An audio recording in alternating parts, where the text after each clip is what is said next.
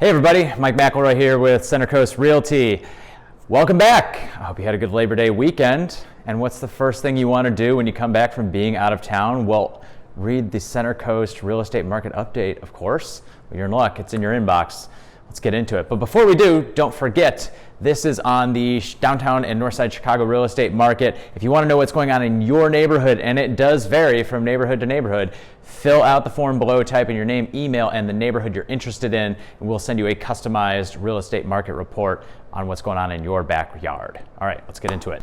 It was another interesting month in Chicago real estate. I'm going to be talking to our home sellers first. Prices, we'll start there. Prices are up about 3.7% year over year compared to August of last year. That's pretty good, but what's extra interesting is they spiked up about 1.2% of that happened in just the last month from July to August, and that's the after effect of all that activity that we saw in June and early July. All those homes that went under contract when there was a ton of demand and not very much on the market, they all closed in August, which is what pushed those prices up. Going forward, it's not going to be quite as intense. Demand is still much higher than it was this time last year, but it's down a little bit. And more importantly, what's happened is home sellers in Chicago have taken notice of this trend. So we had a lot of people reaching out to us in late June and mid-July and even August saying, oh, we heard the market's really good, let's get on the market. And so they did. And now there's a lot more homes on the market. So demand is still pretty good, but there's just a lot more competition. So buyers can be a little bit choosier than they could maybe 2 months ago. We expect a little bit of an increase in activity now that it's after Labor Day, but that's going to fizzle out pretty quick as we head into election season, which typically sucks all the air out of the room.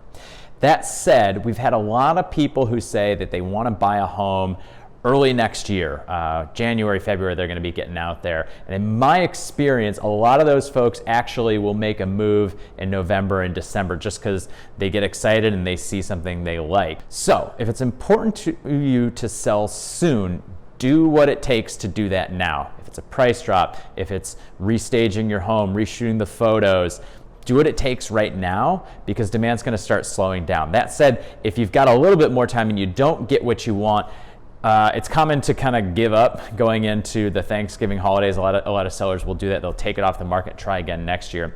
I actually think that this year it might be worth hanging out until a little bit closer to the holidays. Big asterisk on everything this year. We don't know how people are going to react in COVID land.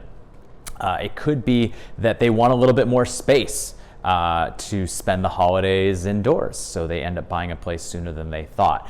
So some of the conventional wisdom may or may not really hold up this year. I would just keep watching the signals, see what's going on in the market, and be ready to adjust and kind of be nimble right now. That said, one minor note, digital advertising is no longer optional for listings. And I'm not just talking about putting it on Zillow and Trulia and Redfin and all that good stuff. I'm talking about an actual customized digital advertising campaign, which is what we do for all of our listings. On some of our listings, we're getting half of our showings just from this method alone. So as things slow down, these aren't the extras anymore. These are requirements if you want to get the best price for your home and sell it as quickly as possible. Home buyers, want to know something fun? Home sellers put 70% more homes on the market in August than they did in August of either of the past 2 years. That's a huge increase in the number of options that are out there for you right now. You combine all those additional options with the lowest interest rates we've ever seen since people have tracked interest rates. It's not a bad time to get out there if you have plans. We're hearing from a lot of people that they're trying to do it early next year. It's going to be more competitive then. You've got a lot of options right now. You've got great interest rates. If you have personal reasons for waiting or financial reasons for waiting, then 2021, make that your year. But if you're just waiting just because you don't feel like buying a home right now, maybe think twice about that. There's a lot of inventory and some homes have been sitting on the market for a while. So here's what I would do. Figure out what you want to spend on a home. Look in that price range and see what your options are. If you're not seeing what you like, add 5% to your price range and look for homes that have been on the market for longer.